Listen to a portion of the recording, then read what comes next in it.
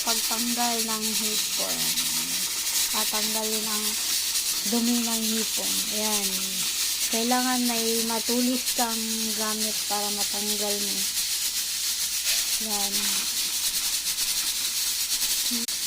Hangit na. Saan napuputol? Oops. Yan. Gusto kayo na.